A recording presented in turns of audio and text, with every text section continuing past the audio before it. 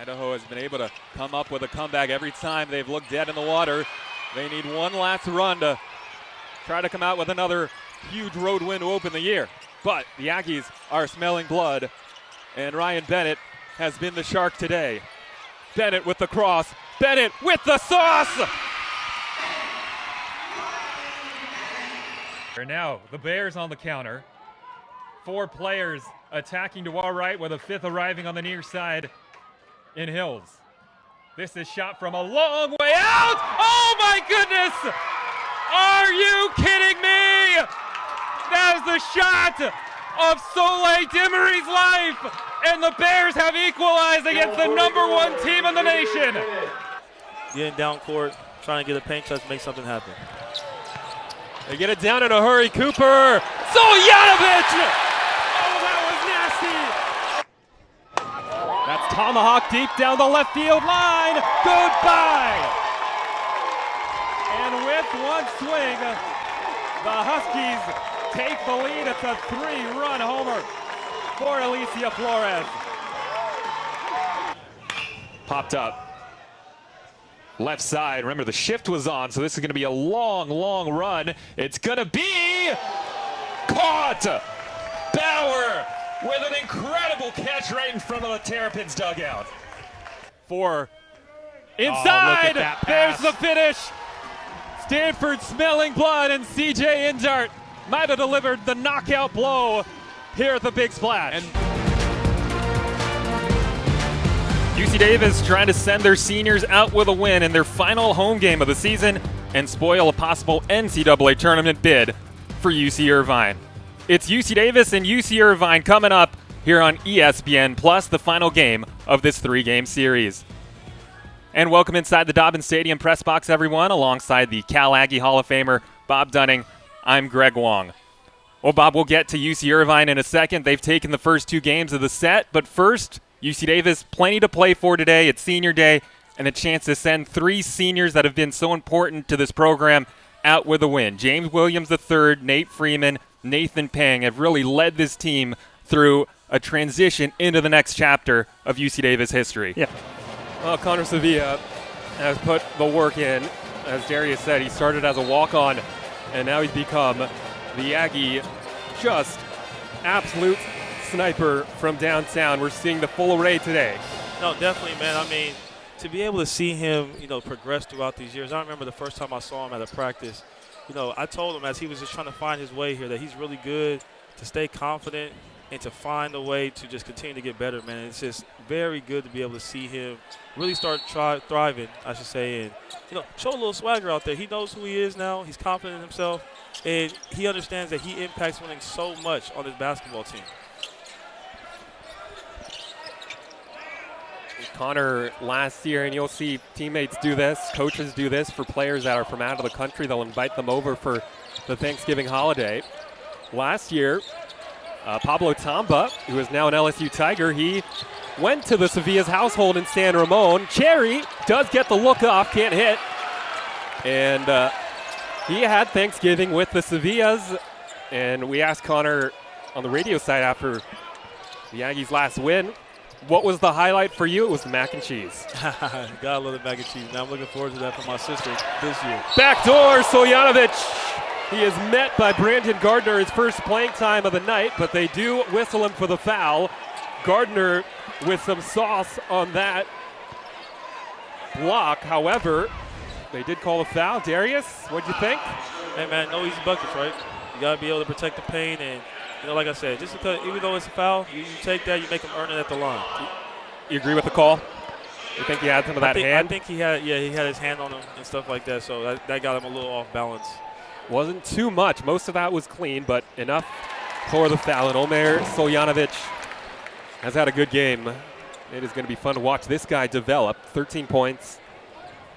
This wiry young Austrian. I mean, the word that I have for him is mature, especially as a freshman. To be able to come in and do what he's doing and move around. I mean, I know Coach Les is excited about his future. Wilson steps into it. The Aggies, if they could hit these threes other than Connor Sevilla at a decent clip, they'd be out in front. As it is, they're within one. Gardner will try it from the corner. This is off of the Hornets. This is Brandon Gardner, who has played sparingly in the first few games of the year, but he's another guy that was highly regarded, top 100 recruit coming out of high school, transfer from USC. You know, that's one of those things, right? When you are trying to make an impact, trying to make a play, you sometimes get a little antsy to just be aggressive, right? And, you know, we've seen it with the block shot, which you love, and, you know, sometimes that first one, you may or may not, you know, maybe drive, try to get a little bit of rhythm before you get that first one. You seen it right there. Another turnover. This game has been chaotic. It's been helter-skelter. Teat will take it right to the chest of Chappelle, and he gets the foul call.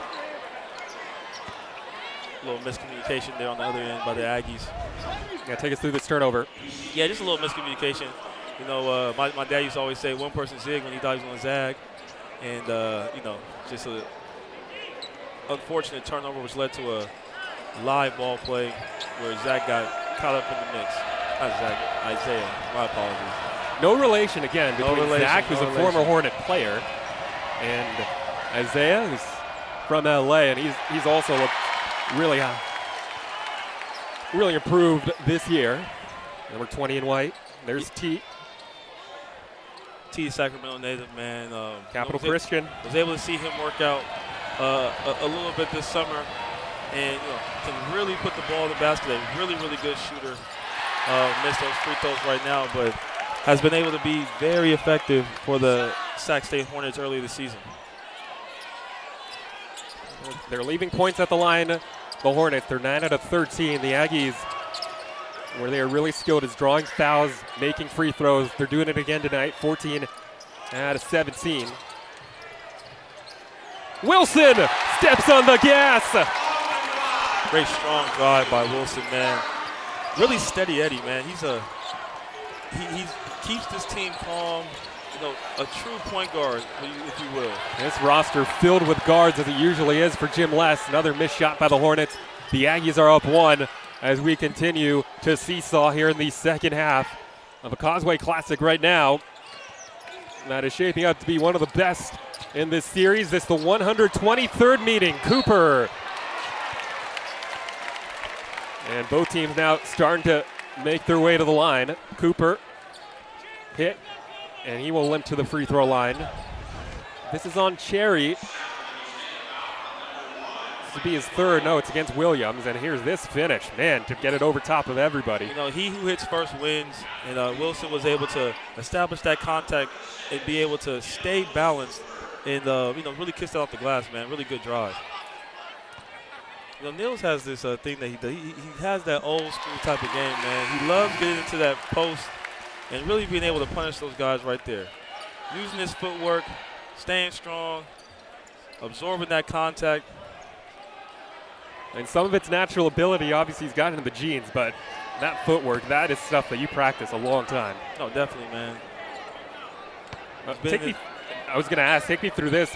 What goes into the Aggies' decision here to send all 4 guys off the free throw lane lines? I think it's just one of those things that, you know, if Nils misses that shot, you just kind of want to have some guys back. They're really good in transition. They're kicking the ball up, so maybe just set up their press a little bit earlier.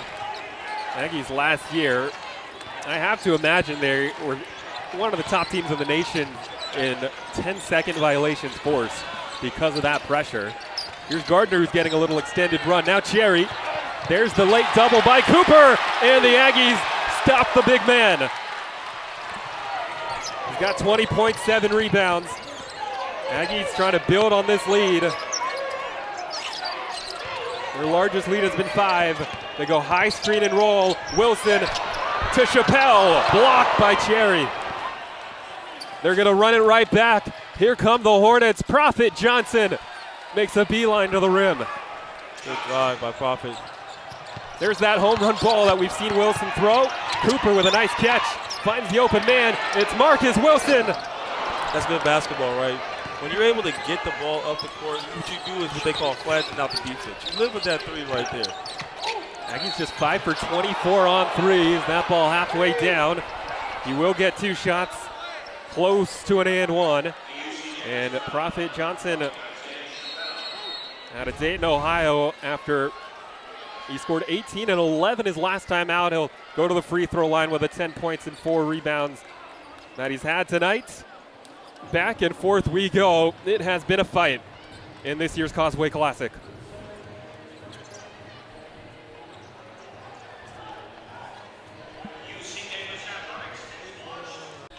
Well, I think for Ned Frucci, when he has a chance to look back on this freshman year, he'll be proud of the strides that he made. He's a guy that I think you can just slot right into the rotation next year. This Aggie pitching staff that Zach Thornton has taken command of, and they have turned into one of the best staffs in the Big West. So Frucci, who came in to this game with an ERA around 5, is going to end his year with an ERA right now 4.98.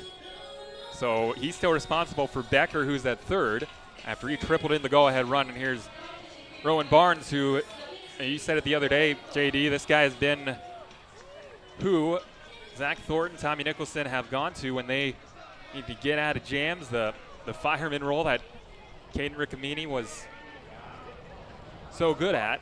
And Barnes has taken over and been outstanding, and now he is trying to hold this to just a one-run game as Ghana swings and misses.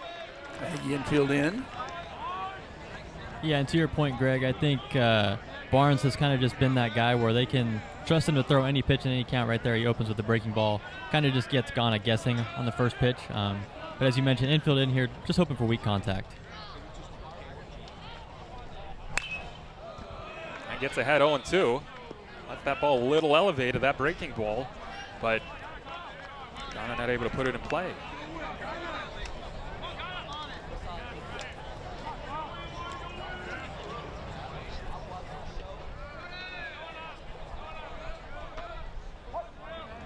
So the Aggies again infield in full-out run prevention mode now. It's a good two-strike pitch, just missed the outside.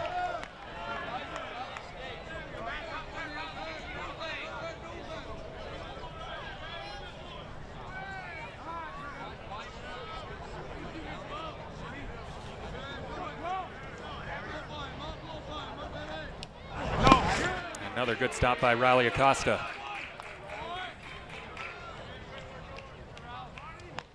This will be interesting to see what Zach Thornton calls right here in this scenario. He's kind of been going with the away breaking ball.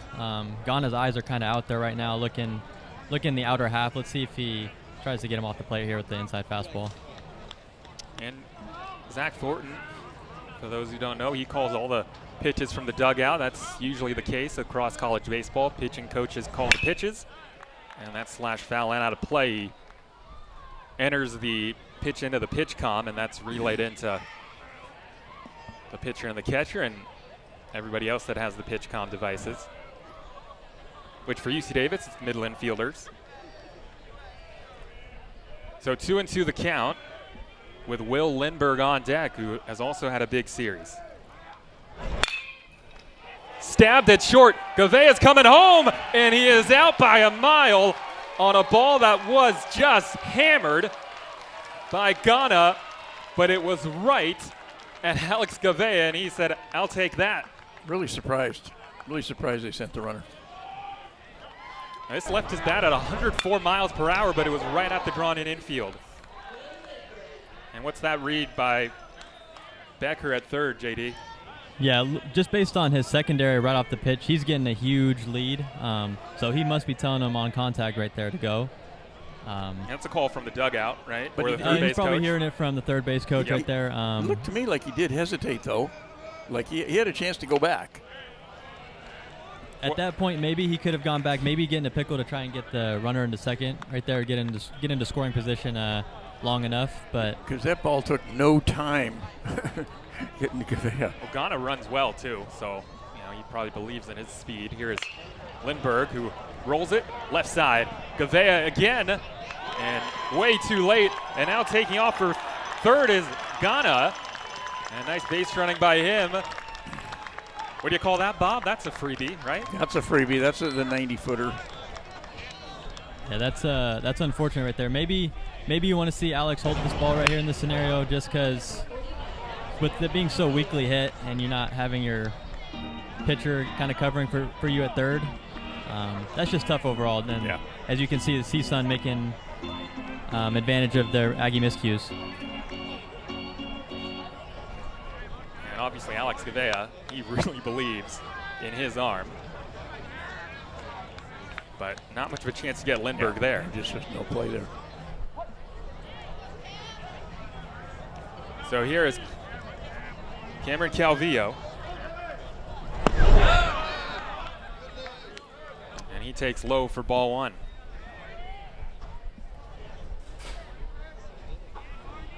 So first and third, 2 away. Barnes trying to keep this a 1-run game. Hey, the good news is for Frucci, his run doesn't score. So he's done for the season and got the ERA under 5. Yep. Way to go, Ned. And that's locked in for the rest of his life. That's right. At least he pitches tomorrow, which highly unlikely.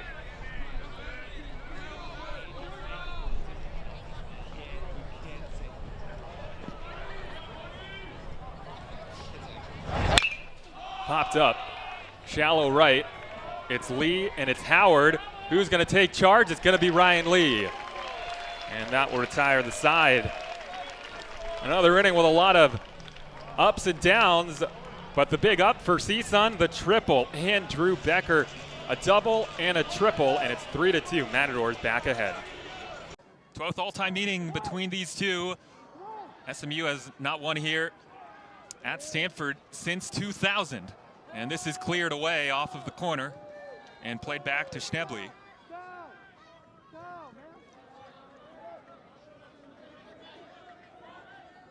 Last time SMU beat the #1 team of the nation, you got to go all the way back to almost 30 years ago, 1998, when they took down #1 Indiana in Dallas.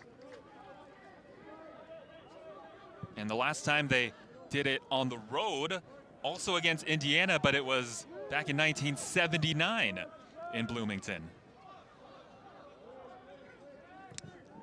Most of these players, they were not even thoughts at that point.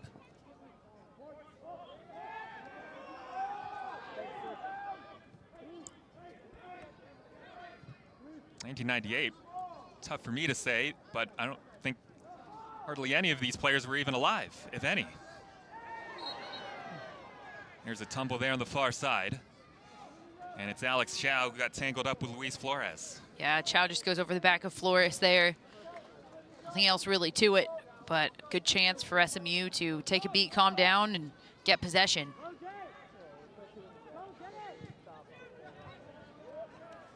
Well, intercept there. Zach Bohane's on it. He had a relatively quiet opening half, takes a beautiful first touch, sets it up on his left to Chow. And some nice defense there in the middle by Landsberg. Alex Chow had it set up after that run we've seen many times on this pitch. I would have loved Chow to just take that one time. He takes the extra touch, and with that, the window closes down. He has to just put that in one time. That's Bohane working his magic.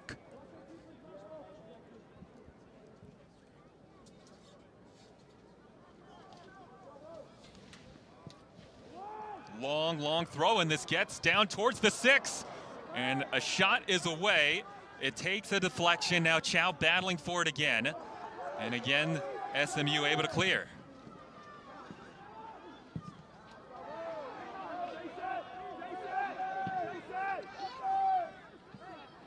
Can they get something here against the run of play? Stanford's dominated in the second half, and the answer is no. Turned away, and that's Palmer Bank.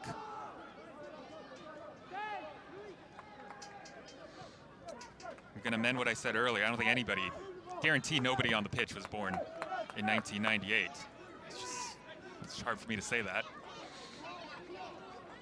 All 2000s. And here comes Bohane making his move. And Brunet, who has really done the job tonight, able to steer him away.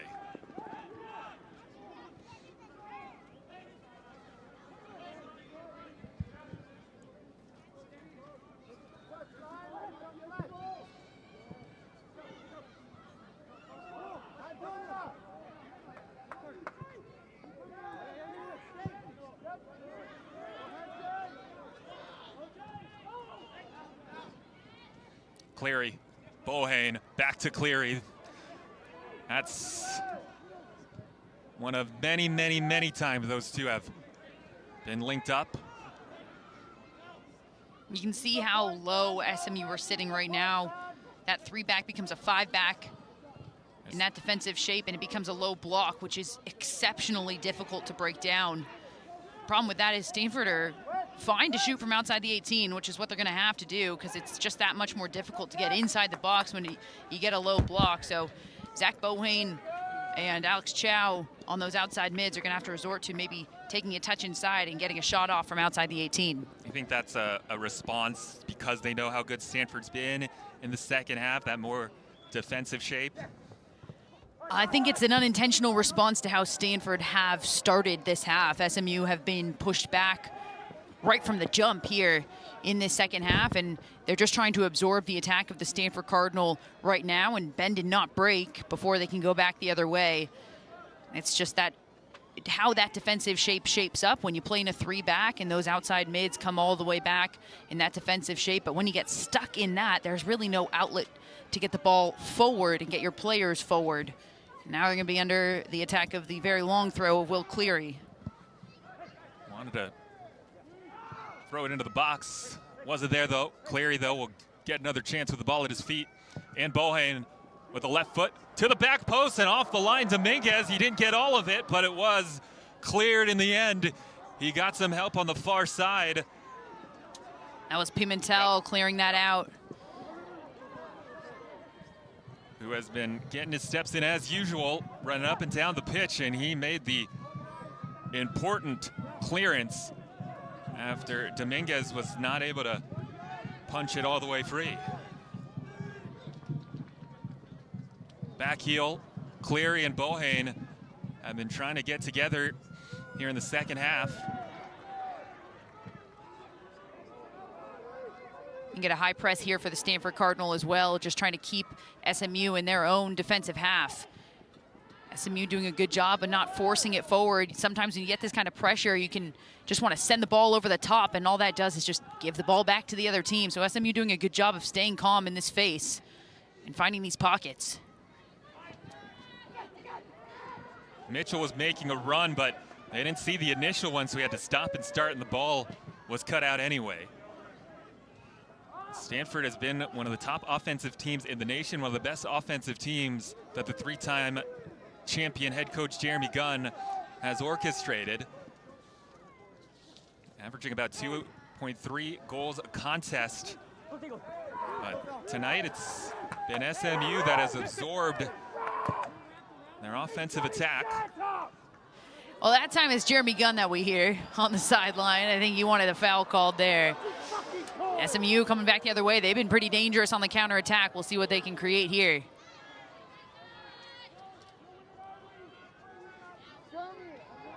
Fletcher, or excuse me, it's Mitchell who is making this run against Cleary. The other number 7. Thank you. They're both fast.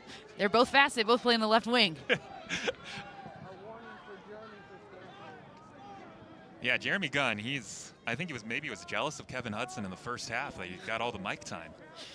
You mentioned just how good this Stanford team has been. We talked about their offense. I mentioned how good of a second half team they are offensively. 9 goals in the first half, 23 in the second half. But defensively as well, they concede fewer goals in the second half than in the first half. This team truly, you can use the word balanced to describe them. They're 15th nationally in goal differential, 31 goals scored, just 12 goals conceded, and that's across 14 games. That's a plus 19 in goal differential. Balanced is truly the key word. Shots and goals per game would both be the most if it ended today. 19 shots a game, 2.3 goals a game, most in the Jeremy Gunn era. And we talk about the 4 clean sheets in a row. This would be their 5th. It's their longest such streak since 2017, where they went 9 straight matches without allowing a goal en route to the national title.